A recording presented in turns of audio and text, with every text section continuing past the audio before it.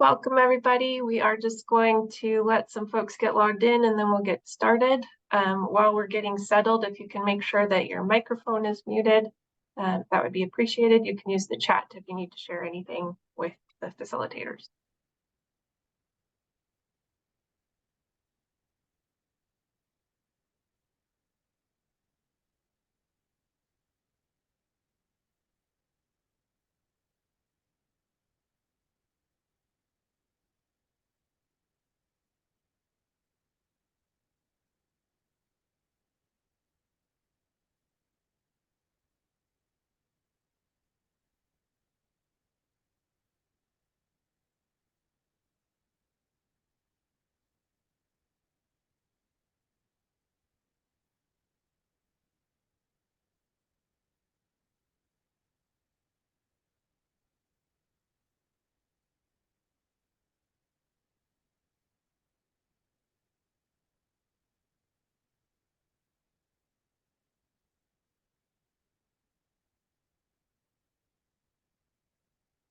While we're letting folks get logged in, on the screen, you'll see some upcoming dates and opportunities, resources that you might be interested in. So feel free to take note and we'll get started with our speaker here shortly.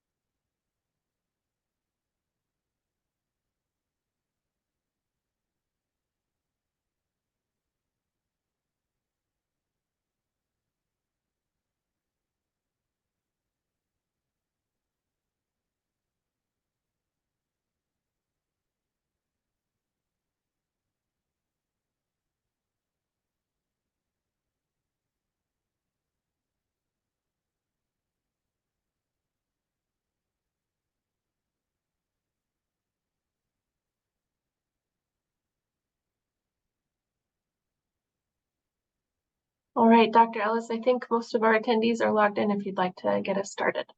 Great. Well, I am thrilled to see this amazing turnout today. Thank you all for coming.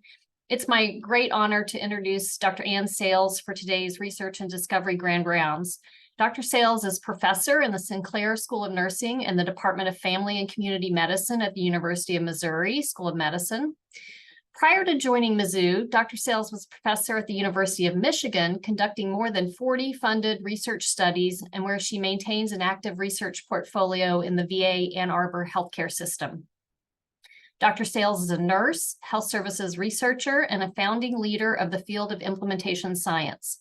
She served as co-editor-in-chief of the flagship journal Implementation Science for almost a decade, literally shaping the field, and then took on the same role to found Implementation Science Communications when the field exploded and needed a new outlet for rigorous scholarship. She is a leading authority in theory-based design of implementation interventions, created the first measure of organizational implementation readiness, and is an expert on the implementation strategy, audit, and feedback, use of technology to promote implementation, and the role of social networks in implementation interventions.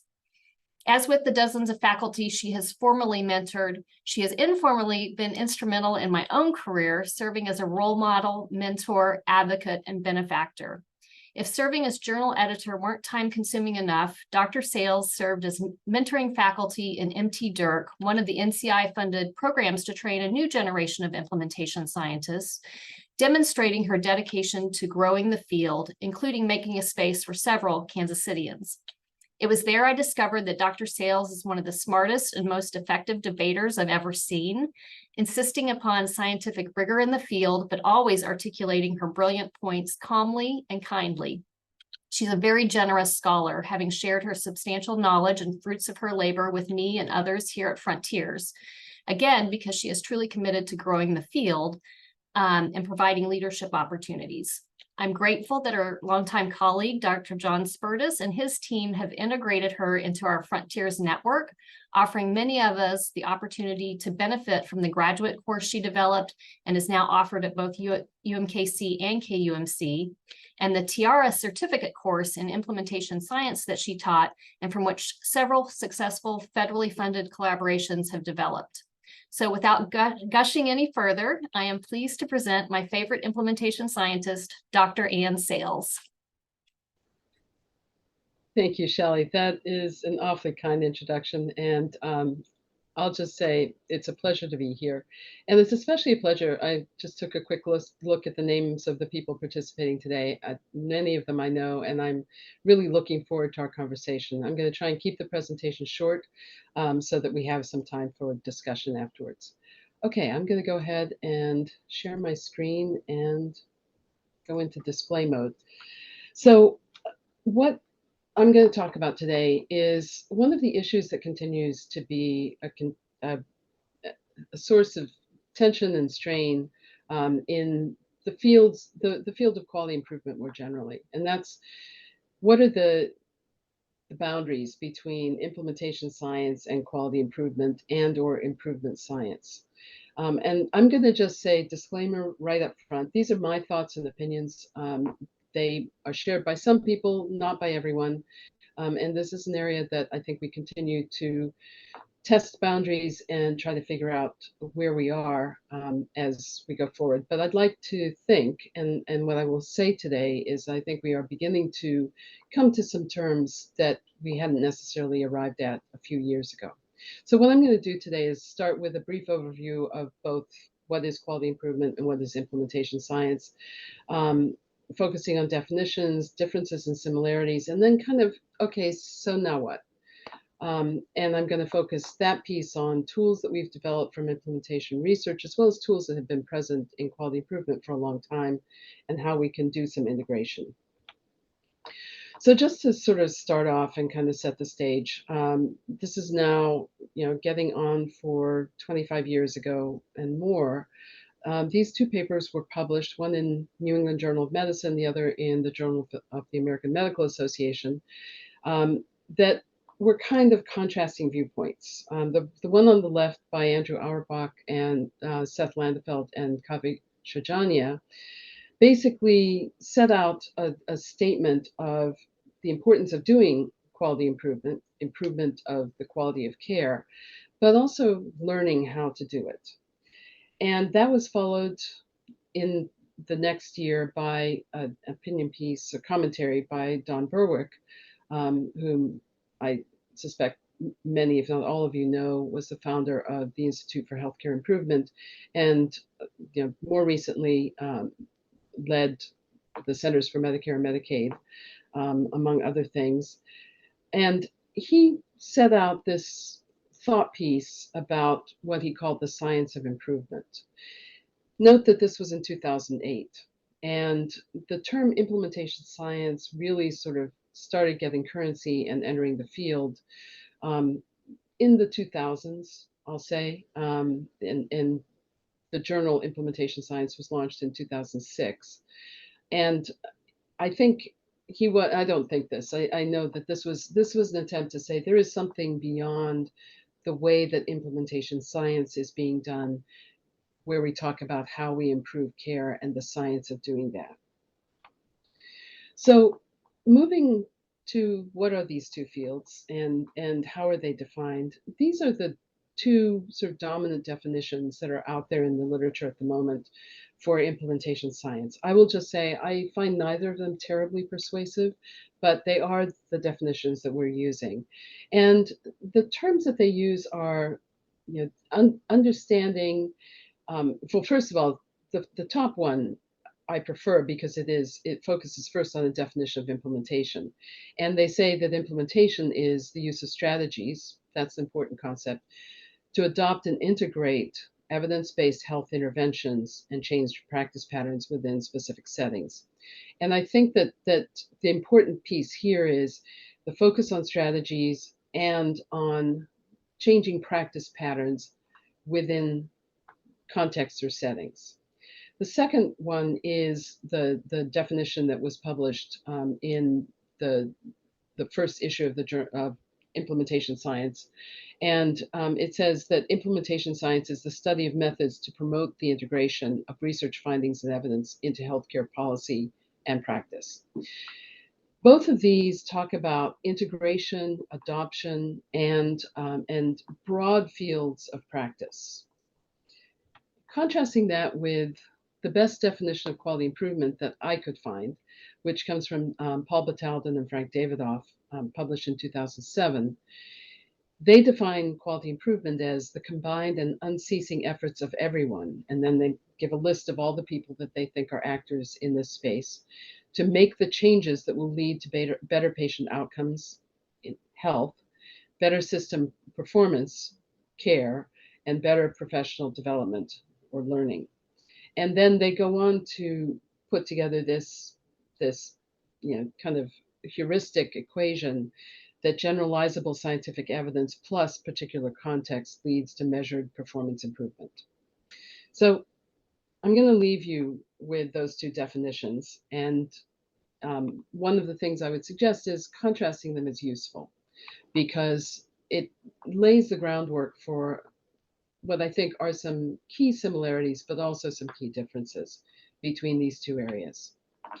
So I'm going to start with differences. And I think the biggest one is that quality improvement focuses on better outcomes for patients here and now. And this is actually very important in the regulatory piece around research in this field, that when your focus is on changing care for patients here and now in a specific place, in a specific time, then it is quality improvement and is not research. Implementation science defines itself as research or study of implementation, and it focuses on changing behavior, the general principles of changing behavior that may improve outcomes sometime possibly in the future, possibly here and now, but that's not the focus.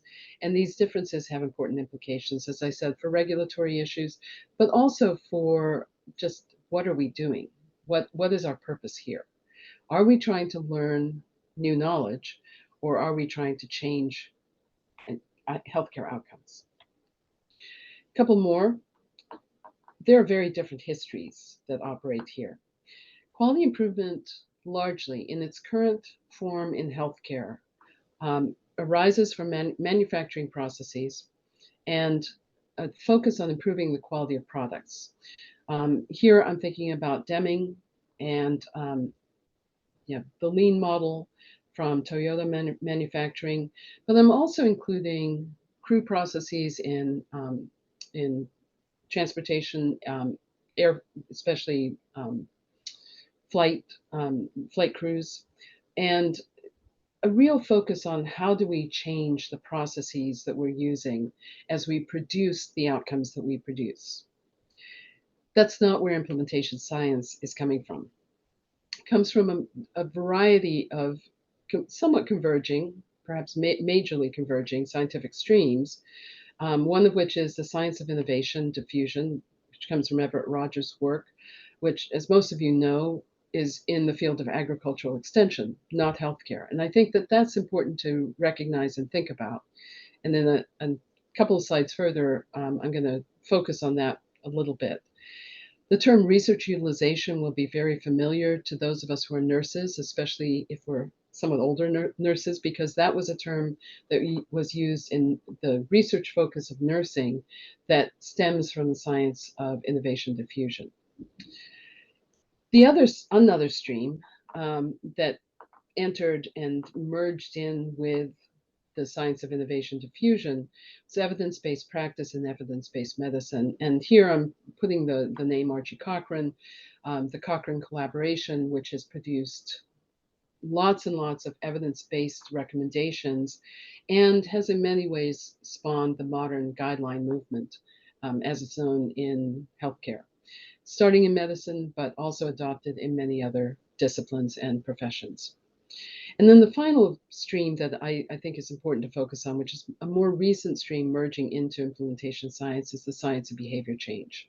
And that's a piece that comes from health psychology largely and has focused initially in its health psychology form on individuals, but is increasingly being um, transformed and used to focus on organizational actors as well as individual actors. So this point about generalizability and whether knowledge is local or general is, I would say, a key differentiator between the work that's done in quality improvement and the work that's done in implementation science. And I also want to just quickly say that, to my mind, there's a fairly large and increasingly large difference between implementation practice and implementation science. And I'm going to argue at the end of this that implementation practice is quality improvement and should be, but it's quality improvement informed by knowledge that we're gaining through implementation science. So when you think about the question of generalizability, a really important primary question is how widespread is the problem first? So what's the thing that you're addressing? What's the issue, the gap that that is your focus? And is it a local gap or is it a broad spread gap? And that is, I think, an important issue, because if it's very local, then the knowledge you'll gain from studying the processes to fix that gap or change behavior around that problem is probably going to be fairly local knowledge. But if it's broader than local, then implementation science is probably the, the modality that's going to make the most sense. However, understanding that is really problematic in our world in healthcare. It's becoming less so. Now, with the data resources that we have that are quite widespread, I would argue that we should know more about the extent of a gap and its characteristics before we enter into an improvement process than we have been able to do in the past. And one of the things I'm going to say, and this is a personal statement, not something that I can substantiate with research that's been done, but many of the research projects done in implementation science in the first 15 to 20 years of the field were really hampered by lack of data and lack of understanding of the actual problem that was being addressed. And it was not unusual, and it was experiences I had personally as well as many other people, that by the time we actually got the funding, the data, and the access to be able to begin to do improvement work in a particular space, we found that the gap was not what we thought it was. It sometimes didn't exist. If it did exist still, it was smaller than we thought it was, and the characteristics were different from our conceptualization of it.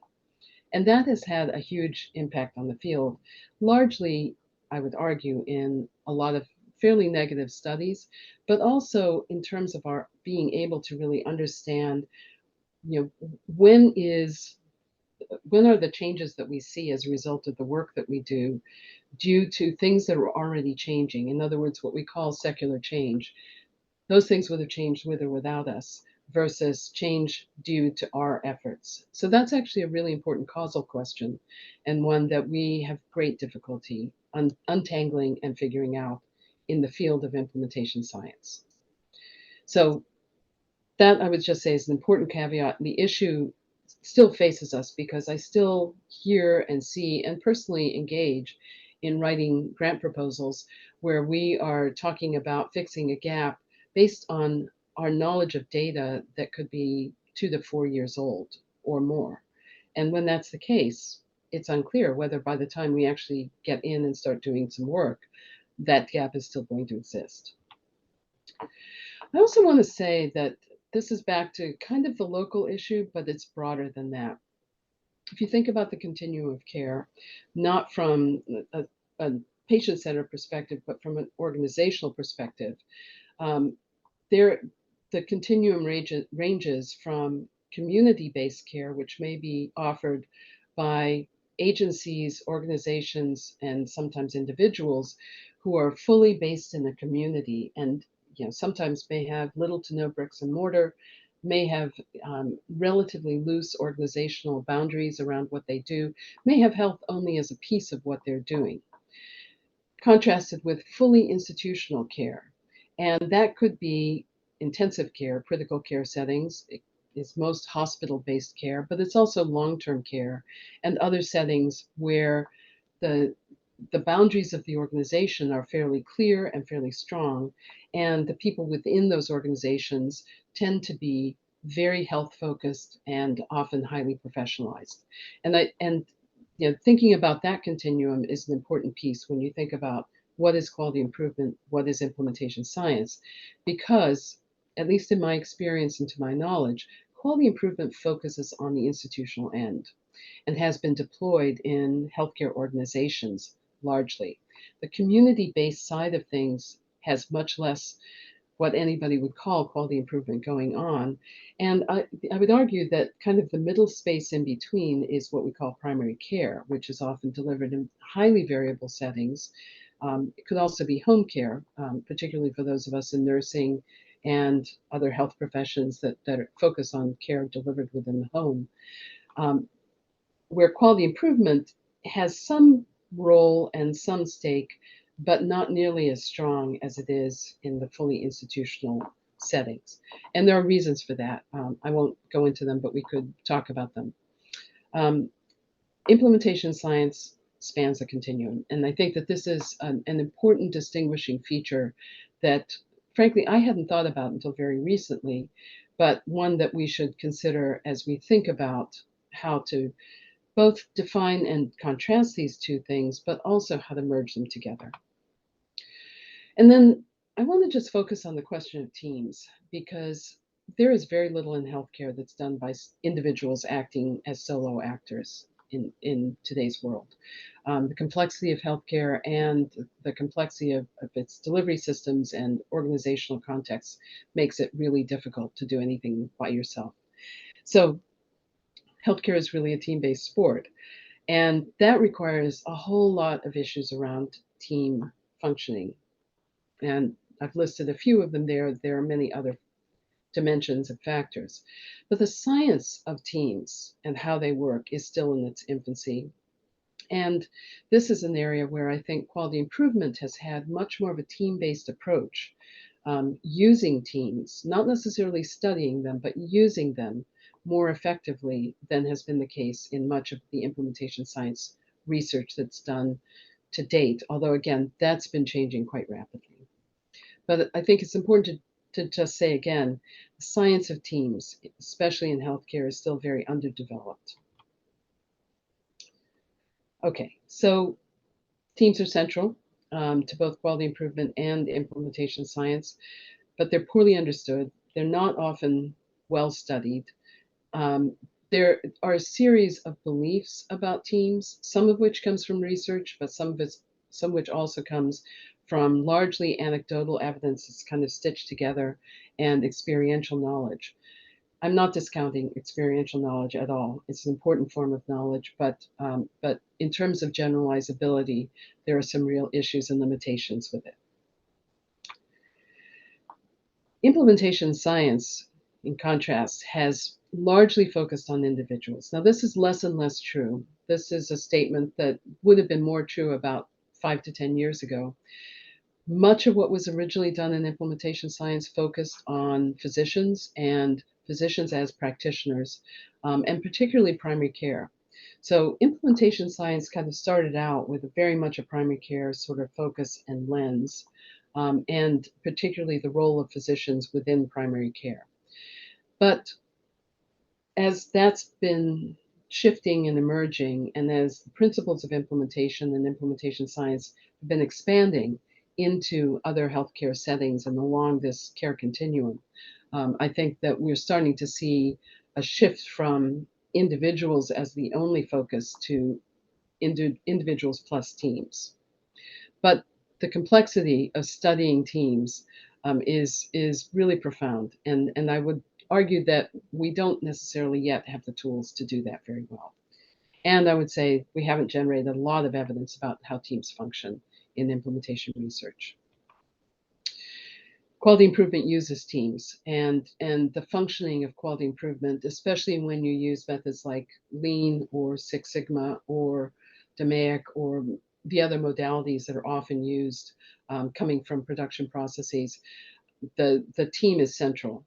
And the beginning of any quality improvement project is to form a team, but it's not necessarily studied in and of itself. So one of the things I think we need to think about when we think about teams is what are the issues that relate to teams? And this is team within healthcare settings. So there are teams across all settings of human endeavor. But in healthcare, teams are generally very hierarchical. This isn't always a bad thing, and it depends a great deal on context. Leadership matters a great deal, and this is probably one of the reasons why the focus on leadership in implementation science, and to some extent also in quality improvement, has been an important focus. But we are still struggling to understand what teamness is within the context of improvement processes. Space matters, and this is something we've really paid very little attention to. There have been a few people with architectural backgrounds who have worked in the fields of implementation science and quality improvement, and they always bring an important lens to the problem of sort of saying what are the spatial dimensions? Where is the space to do things and to engage in some of the functions that are required? And the answers to those questions are sometimes very complex. There are issues about personality and fit that are important and probably matter a lot, but personality is one of the things that in implementation science we've stayed away from, in part because we have believed it's not modifiable, but in part also because it introduces a whole lot more complexity into what is already a very complex field. And then there are lots of issues around stability, duration, experience, training, and as I've said, many other dimensions of teams that are important. So just to summarize this piece quickly, these are two different traditions that occupy overlapping space at this point. I really don't think that they're mutually incompatible, even though there are proponents of each that see them as incompatible and not easily discussed in the same language or in the same thinking. They're not really easy to meld because of these very strong different traditions that they have and how each has kind of emerged as a force within different aspects of healthcare. And they both have very strong and passionate adherents. And I would argue that that's actually a serious issue that we need to take seriously. There's a lot of belief system going on with both people who believe themselves to be implementation scientists, people who believe themselves to be quality improvement or improvement scientists, and sometimes it is those belief systems that are the biggest obstacle to actually talking to each other. There are really different costs associated with how we do business in these areas, and I think that's an important area to consider. Those have to do to some extent with issues around localization and generalizability. One of the important things about implementation science is that doing implementation science in a single setting is rarely all that useful. It's not that you can't learn anything from doing the science and the study of implementation in a single setting, but because contextual differences matter so much and so many of the contexts are organizationally based, if you aren't looking at implementation across contexts and across organizations, you often don't learn a lot of what you need to learn in doing research in this space. And both are really heavily reliant on interprofessional teams. And I think this is an important piece as well, that there's a team science issue to how we work on the research and delivery side of these functions, as well as on the science and study side of it. So I'm just going to shift focus now and talk a little bit about, so what do we do about this? Because for the last 15 or 20 years, we've kind of had this stalemate that was represented to some extent by the two papers I showed at the beginning of this talk. And I think that stalemate is not productive or useful. And I also think it can be harmful, especially to people who are starting out as researchers in the space of implementation science, but also for people who are doing other things. So the approaches to quality improvement are highly variable. Although I think it's safe to say that lean methods are probably more dominant than many other approaches. But lean is a very flexible thing and has been merged with many other things. So people talk about lean Six Sigma, even though Six Sigma and lean can also be separated from each other to some extent. And you can put lean together with other approaches to quality improvement as well. I think a really core issue is that most use some variant of the Plan, Do, Study, Act, or PDSA or PDCA cycles or experiments as part of doing business. And so it's possible to argue that quality improvement is actually an extremely, even radically empirical approach to improving the quality of care, because the focus is on trying things, seeing whether they work, and if they work, working then to make them stick. And if they don't work, trying something else and going through those processes. In fact, so much so that sometimes the sort of what do you do after you find that something does work isn't quite as clear as the whole continuing to do Plan, Do, Study, Act cycles. I've just put a bunch of pictures on this screen of the models. And one of the things I want to sort of say as important from a sort of theory and how do we do business standpoint, in contrast to implementation science, is that by and large, most of the models in quality improvement are process models. And that's not a bad thing. It's actually probably a good thing. But it means that most of what people focus on is process, not necessarily thinking about other aspects that may not be process oriented. So contrasting that, as anyone who has spent time in implementation science knows, we have a lot of frameworks and models, to the point where we now have an acronym TMF for theory, model, and framework that sort of is supposed to encompass all of these. We have a typology of these frameworks that was published in 2015 by Per Nilsson. And the three that I think are important, not that the theory, he has the other two out of the five he developed are different kinds of theory.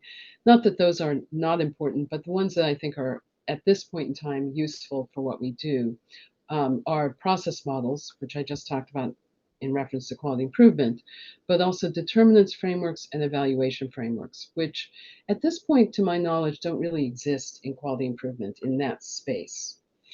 And another different typology that's not in the 2015 typology that Per Nilsson published is a whole area of implementation strategies. And we have multiple examples of these. One of these is the ERIC typology, which this is just a nice graphic from the Waltz et al. paper in 2015 also, that puts the 73 ERIC strategies into clusters. Possibly for use, but it's not entirely clear how useful those clusters are. And before I leave this slide, let me just comment. REAIM is probably the most dominant evaluation framework. It can be used for things other than evaluation, but in my worldview, its use as an evaluation framework is extremely important. The other one that has a great deal of currency and that people are aware of was published by Enola Proctor and her colleagues in 2011 and is sometimes called the Proctor Outcomes Framework and sometimes called other things.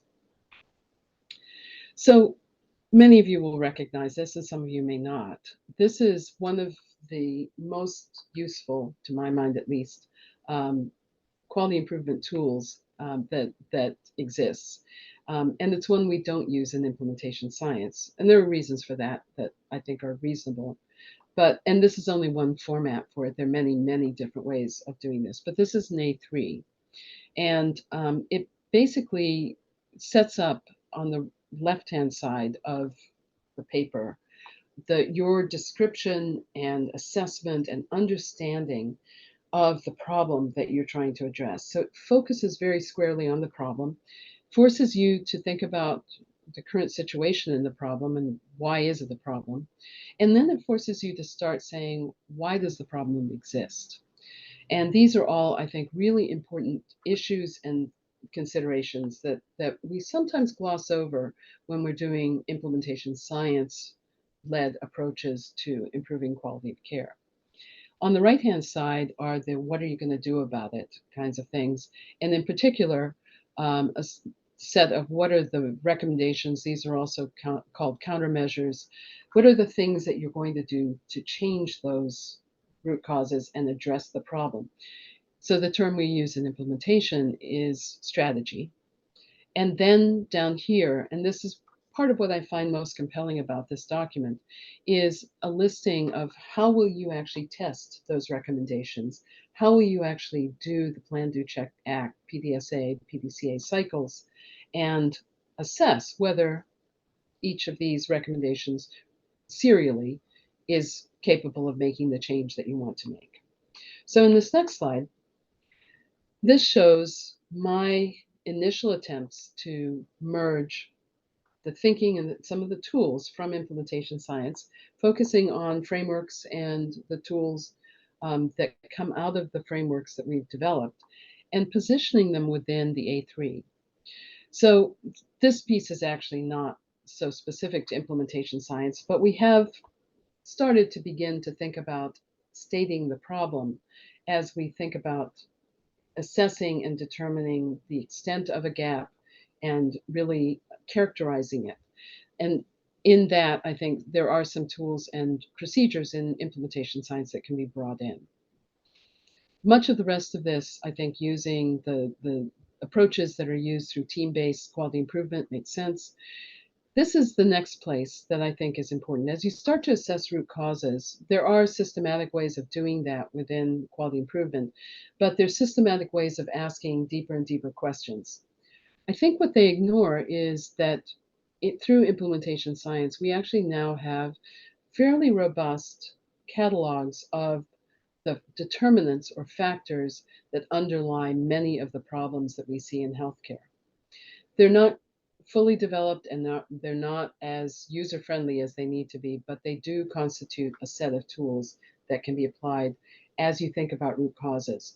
And one of the things I would say about current quality improvement and the way it's done in healthcare is that the root cause assessment can be somewhat superficial and may not take into account all of the different aspects of a problem or the domains of the problem that may exist.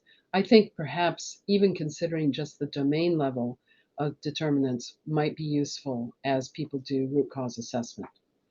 I've already said that in implementation research, we've developed implementation strategy typologies. And I think one of the things that has emerged and continues to be an issue in QI and the approaches to QI is that the recommendations tend to be very, excuse me, sort of unidimensional, and they tend to focus on education. Not exclusively, but a lot of them start with train people in this new procedure, using this equipment, doing things better, rather than really saying, okay, there may be many other things we could do here.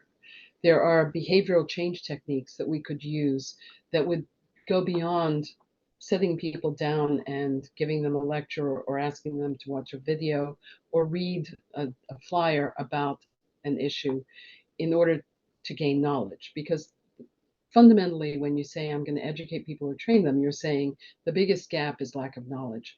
And one of the things that we have learned through implementation research is that knowledge is often not the biggest barrier. Knowledge expresses itself as a barrier, but it isn't that people don't know what they should do. It's that they find themselves not doing it for a variety of other reasons, and that's where implementation strategies can come into play. I think the idea of doing experiments with those strategies is important and something we don't do very much in implementation research, in part because we function under externally funded grants a lot of the time. And we've already set in stone to some extent what we're going to try and how we're going to evaluate it instead of saying, well, we may want to try several different things. And then finally, I think the the evaluation components, we can make those much more robust than they usually are in most quality improvement work. So this is my final summary, and that is that thinking about the tools that we commonly use in quality improvement, and in particular, thinking about the A3 as a very broad, almost meta process model within which other process models operate and can be used, can help us think about how we can import and judiciously use and deploy some of the knowledge we're gaining through implementation research. And I've talked a little bit about how some of these could be deployed. I would say a thing to think about at this point in terms of the differentiation, and I think the bigger question is, should there be a differentiation between quality improvement and implementation in a broad context? And I think the answer to that for me is no. Implementation practice is and should be quality improvement. And we are increasingly training and seeing people gain expertise and knowledge as implementation practitioners. I think those folks should be talking to, working with, and collaborating with people who are trained in quality improvement methods in healthcare, and they should be working collaboratively. I think that there is a different set of training and concerns around studying these processes and learning generalizable knowledge from them. And I think there we need a lot more thinking about how to do that. Our current model is very much I will launch an improvement project and then I will study it as it is in place. But we're not doing that particularly well at the moment, and it is a very expensive and very slow process when we do it that way. I think if we begin to broaden our horizons and think about the entire field of quality improvement in healthcare and how we can learn from studying the work that's being done and ongoing within healthcare systems, and take some of that work out on the continuum into the less institutional settings in which healthcare is delivered and health services are delivered, I think we can probably expand our knowledge a lot more rapidly. So I'm actually going to stop sharing at this point because that is my last slide, and open up for questions and comments.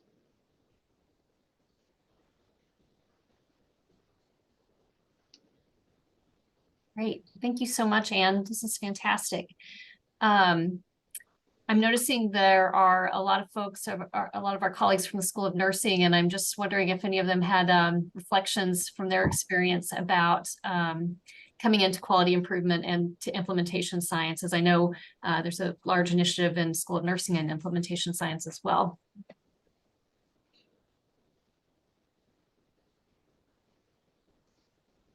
Not to put anybody on the spot.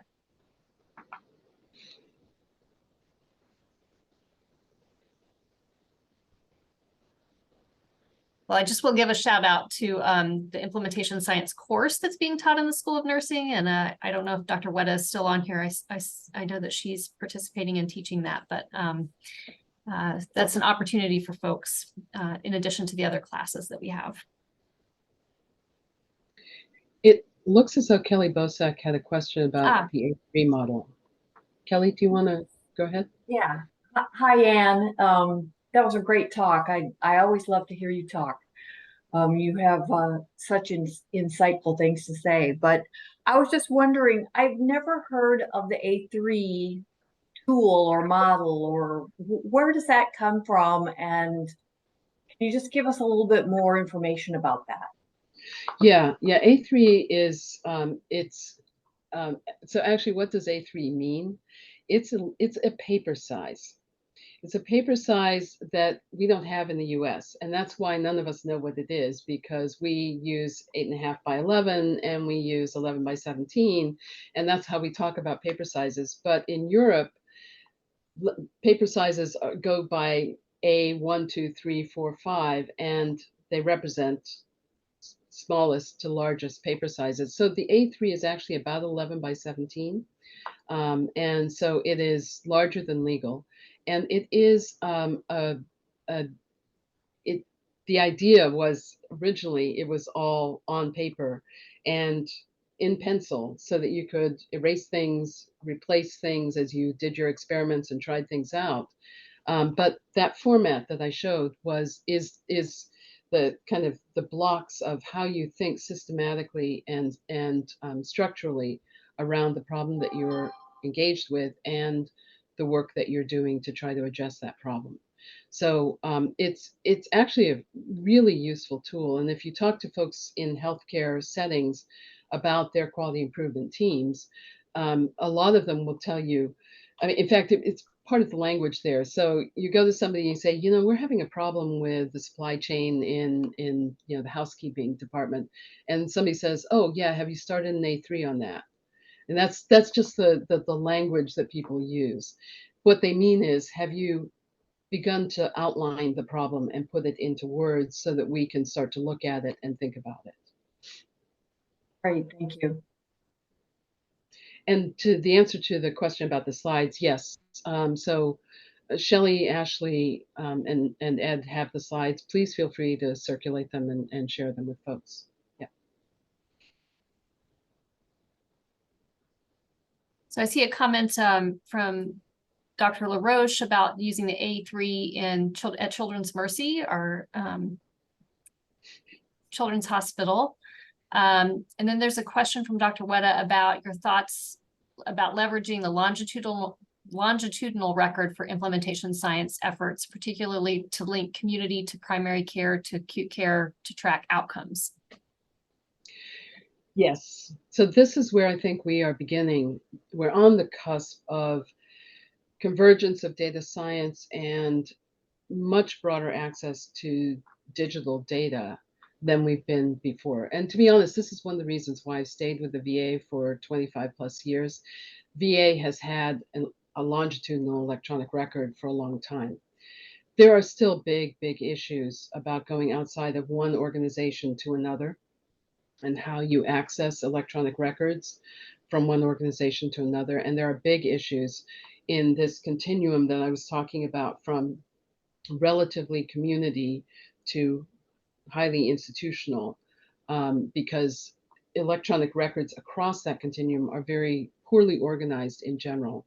A fully integrated system like the VA has some of that embedded, depending on how extensively people use the VA, but there are gaps even there. So I think that this offers us the opportunity to start to think longitudinally and to start to look at trajectory of people as they move across the lifespan and as they move across the span and continuum of care in their needs and how their needs are being met. But I think we have a long way to go.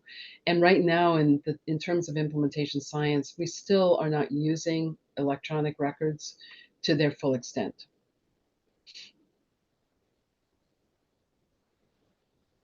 Dr. Dieterich had a question or related to the A3 comments. Yes, hello. I love the overlay of implementation science on the A3, and I really appreciated your comment about the root causes. And at KU Health System, we often use simulation to get to the root causes so we can replay the event and really dig in deep. And I think you're right that when done well, a root cause analysis, I think it can, be the beginning of hypotheses for our implementation strategy, for implementation research questions and driving our strategies. So I think that overlay, the A3 does really well, answers the question, does it work? But to overlay why and how does it work, the implementation science aspect, I think that overlay is really brilliant.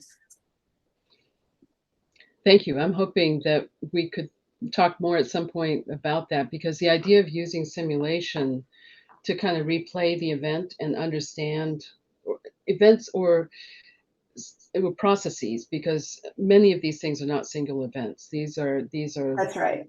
gaps that emerge over time and change. But that makes a lot of sense to me. But I'd love to talk more offline about doing that. The other piece of it is, you mentioned the span of implementation science being all the way from ambulatory to intensive care. I think as we do more in implementation science in the acute care setting, we're going to need simulation laboratories, because we can't, those loops are quick. So we want to we can try our implementation strategy and rep it 20 times in the simulation lab before we roll it out to the unit. So I think there's a lot of synergy. Yeah.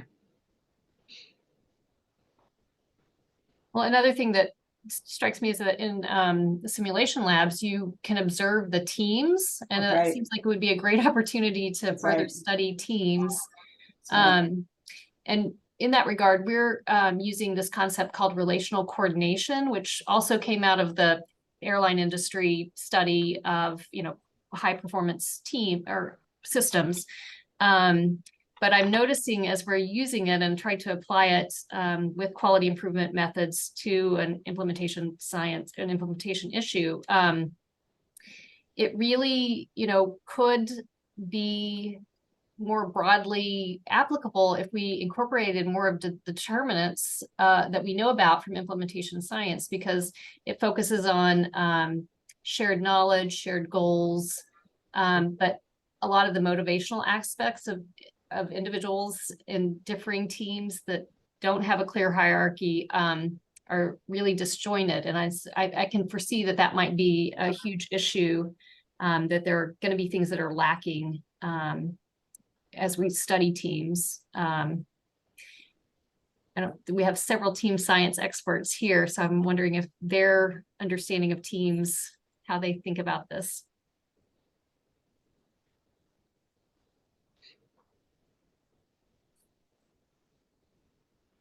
Well, I am not a team science expert. I am learning about it, but I'm one of the heads of our function for Frontiers. And I guess teams exist within the context, and then that context has a lot of influence on what happens and when. So for me, it's just, I'm just sort of absorbing this idea of nesting team science and strategies for improving teams into implementation science. It's like, it can blow your mind, but I think it's appropriate. And sometimes that is where the main issue lies. One thing I really appreciate about the overlay of the A3 and of implementation science on the A3 sheet is oh my God, now I can't remember what it was. I'm having a senior moment here, but helping people see where they can fit together, of course. And I guess I was wondering how teams would fit. I guess you would have to address teams, in the determinants as well as in the tools section. So it's really kind of a cross-cutting issue. Yeah, and that's one of the reasons why the determinants framework that I use most often is the one that's called the Tailored Implementation for Chronic Diseases Framework, or TICD, because it actually does have the construct of teams and team functioning. CFR also does, but it merges it with network, which I think is it feels a little too much together for me into one construct. But having said that, having a single construct around teams is utterly insufficient. And in work that we've done, especially in intensive care, but it's true throughout healthcare, that there are so many sub-constructs underneath that are as yet uncatalogued and unexplicated, that I think there's still a ton of work to be done. Oh, I know. I'm sorry. One thing that I thought the overlay, a question it raised for me is, I just love how in quality improvement, there's a focus on prioritizing efforts. But it seems to me that they may prioritize it with too little information about what's important, and so that seemed to me to be to show nicely how a better knowledge of the determinants could feed into, in particular, which things you think will make the biggest difference. Right. Yeah. Yeah. I was going to ask a question about, what team-based strategies are included in the ERIC compilation, and because I'm not thinking of any that are in there, but Dr. Kennedy dropped a link about some strategies, and I don't know, I know that the team science folks know a lot of strategies too. do you recall what sorts of things implementation scientists are recommending about teams at this point? The answer is almost nothing. I think it's an area where we really have not yet developed strategies, and this is a bit of a frustration of mine.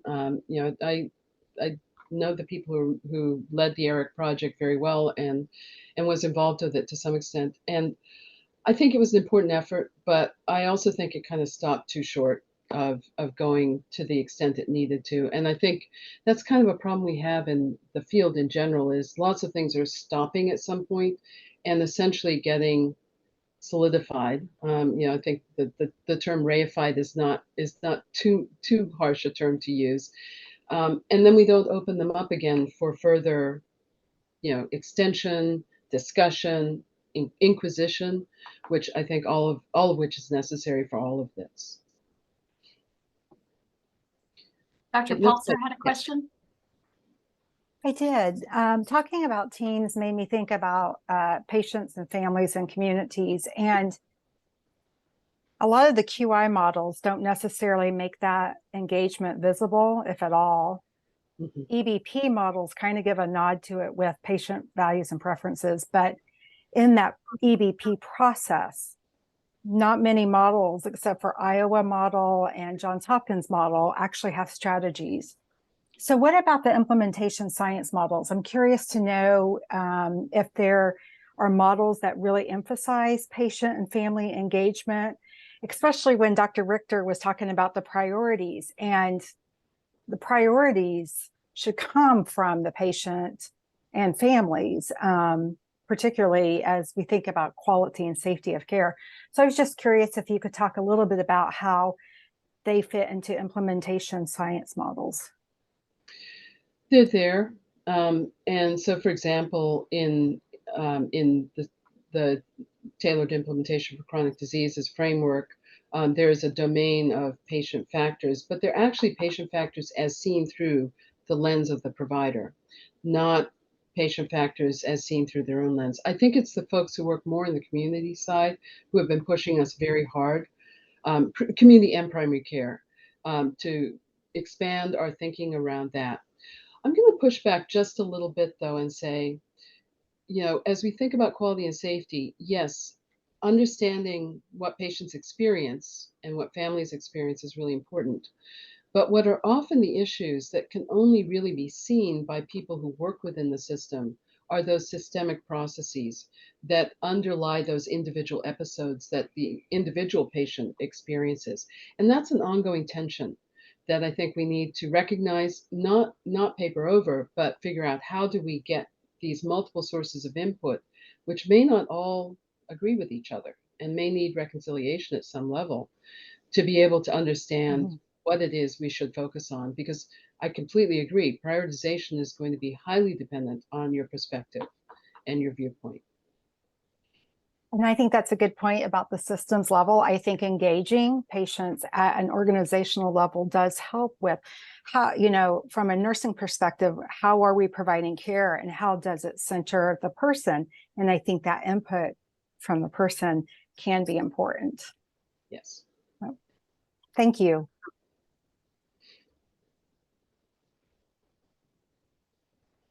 Any other questions? Such a great opportunity to have, oh yeah, Dr. Emerson. Hi, I had a question from a grant writing perspective. So I really appreciated the dialectic you performed. But when you got to the end of it, I was wondering, there's all this investment by different people in these two approaches. And some of it can be pretty vehement. And so when you're thinking about writing a grant that might collapse those two, which makes a lot of logical sense, and you make a great argument for it, I'm wondering what kind of advice you would have about ways to do that would smooth that road a little bit. And when Kim and actually Emily were talking, it struck me that the A3 is one way. If you have a tool that performs that you can show in your grant, that's helpful. But I wondered if you had anything else to say about that. Yeah, I think you're hitting on a really complex issue, and I'm not sure I have great answers to it. I think that we need to figure this out, though, because and I will defer to other folks who've sat on study sections more than I have. And I see Simon there, and I know Simon was on what's now the SIHH study section for several years. I am very concerned that we have some very fixed views on the parts of people who review studies that focus on implementation and or quality improvement. And those views are hard to change. So I think it would be important to really craft some clarity around what is the contribution to science of a particular grant application.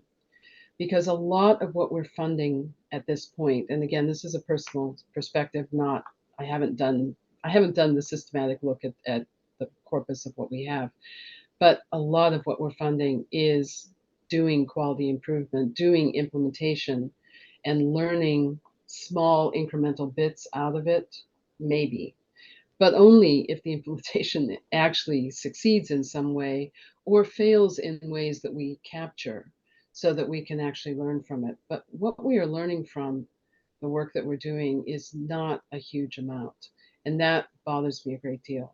So to your point, I'm not sure I have a ready answer, but I think that these are issues that need to be thought through and that we should take on and think about how to write applications that would allow us to do some study across these two disciplines. Great. Thank you, everyone. I'm, again, so happy to see so many people coming out. Please join us for our quarterly meetings in implementation science. We meet in person at least twice a year and virtually the other 2 times a year. We have great speakers. And if you aren't familiar with that series, please email Maggie Paddock-Kalman and she can hook you up with an invitation. So thank you, Anne. We really appreciate it. Great. Thank you. And please feel free to get in touch if you do have more questions. I'd love to talk more.